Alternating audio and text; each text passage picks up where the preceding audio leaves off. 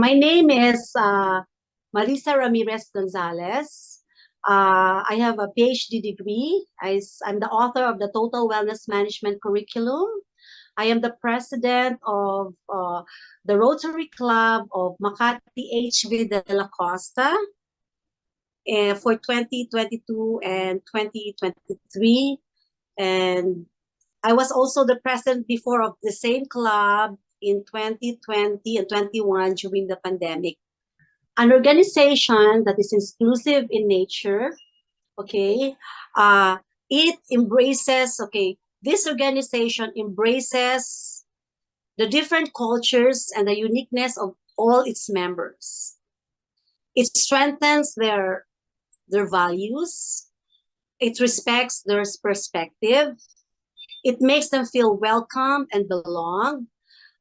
They are empowered by the empathic leaders who lives and leads by example. So it's really an exclusive, it's really being involved, being a part of it from top to bottom. So to me, an organization should start in transforming the attitude and everything follows. So it's really the you start with the system, you know. Then once a system, it from top to bottom, it cascades down all the way when everyone knows the standards, the values, and everyone will have a check and balance, you know, and hold accountability of the growth of the organization. So it's really a collaboration of everyone. So leaders, okay, are very important. They're the first thing, and they have to have, you know, this living and leading by example. That I really emphasize that it all starts from us, the leaders. When I say system change, we have to, just what I have said before, is we have to put a standard. Everyone should know from top to bottom the standard and the values, you know, that we adhere on. Okay, then the leaders have to really, they are the core leaders, so they're the first one to really adapt it and live with example by example. Then it will cascade, you know, and there's also a measurement, you know, when like in our club, we always check on each other. How is it? What's up? No problem. Why like that, like that? So what's the challenges? Like we always check and measure our transformation progress. If the leaders fails to live and lead by example, it really hurdles the growth of the organization. So what I did with our organization is I started with the cluster leaders.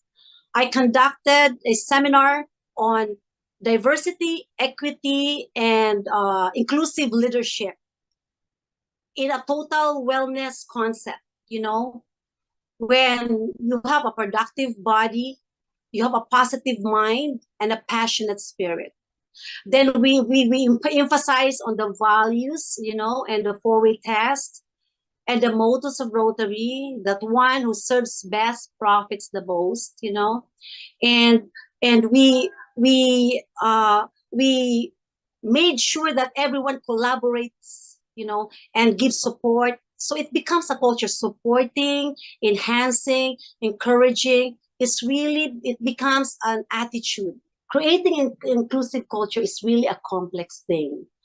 It's not just welcoming. It starts with your attitude of being sincere. It's really a complex, but it's highly achievable. Like it starts with the leaders, then you welcome them, then you really show sincerity, you know, and you know, you connect with them, you know, and you just make them feel that you're all equal, you know. Yeah, something like that. So it's really, you know, it's many. I cannot just say one thing like that. It's really a collaboration of this attitude, this character, the culture that you're building in the club. It's really the wholeness. DEI should have been done a long time ago, because this is very, you know, we risk everything. The growth of our organization, we risk our personal progress if we don't practice diversity, equity, and inclusion. We risk our economy. We risk our community's progress We risk peace. We risk many things. It is proven, even a long, long time ago, that the DEI is the best practice that should be done in all. It doesn't matter what your culture, what your office, corporate, small business, a family, DEI standards is very applicable. And to me, the most valuable and meaningful standards is Rotary standards, especially if it's the Rotary standard and it's more collaborated with the principles of total wellness management, of having a productive body, a positive mind, and a passionate spirit. And you have this, the value of an inclusive culture is a solution. That's the greatest value. So if there is a very positive solution, we resolve it right away in the best way we can, because we are guided with a standard anyway of goodness and kindness, you know, in the community. So we always check and balance, we try. And as a leader, we have to be consciously like, oh, what's going on? We have to resolve, because it's always a part in our organization. But I really realized that solving conflicts in a very positive, in a kind manner, in a gentle manner resolves it. So every time you are confronted with a challenge, or a challenge or a tribulation, you only have to make decision A or B, right or left, and you take the consequence. So I tell them, for example, you are disappointed with your husband. You choose to get angry, or you talk to him constructively and discuss it, right? Being angry, you have a consequence. And you be calm and gentle and talk about it. There's also a consequence. You choose. So right now, our culture, we have the split second decision. Hey, split second decision. So you have a choice, a harsh choice or a gentle choice. So that attitude, we're making it, it's in transformation. And our members would say, Doc, it really helped, Doc. It helped with me. Like, instead of me getting so mad and angry, I said, oh, I chose not to. Okay, this is what we'll do. And this is the consequence I'm gonna. So bottom line, it's still attitude transformation. That attitude transformed, embraced, then it becomes our character.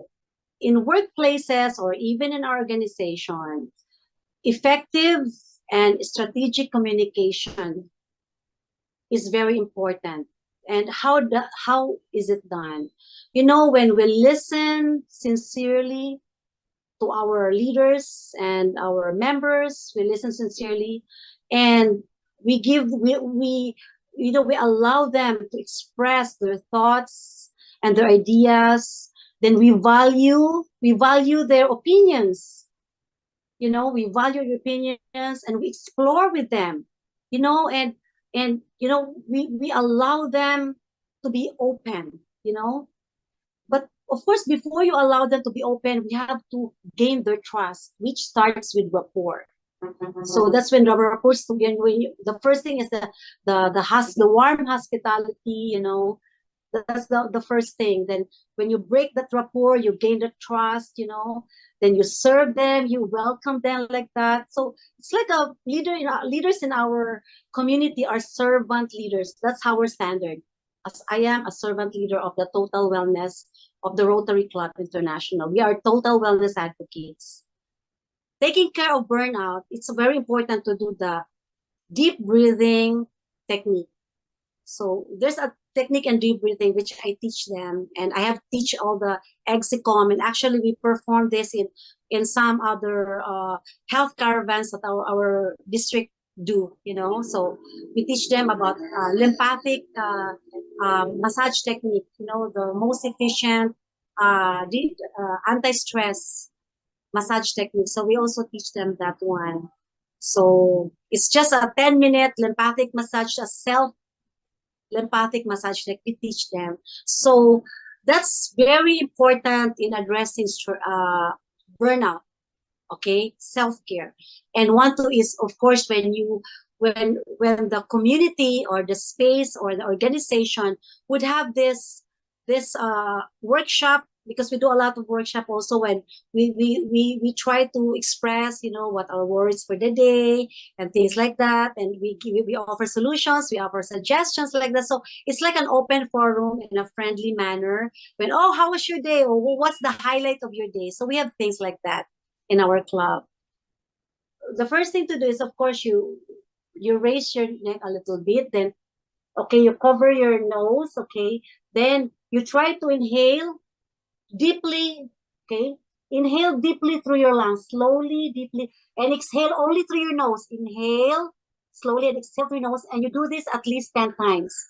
Slowly, deeply through your lungs, then exhale, and you do it at least 10 times. If you can do it at least 20 times before you go to sleep while in bed. And during the day, you take a 1 minute break. It only takes a minute or even less than a minute to do this. So if you feel stressed out, okay, so that's the basic, okay. And if you want to do a deeper, when you already have practiced the single breathing, and you do the two or three deep breathing and then exhale, long exhale. That's more powerful.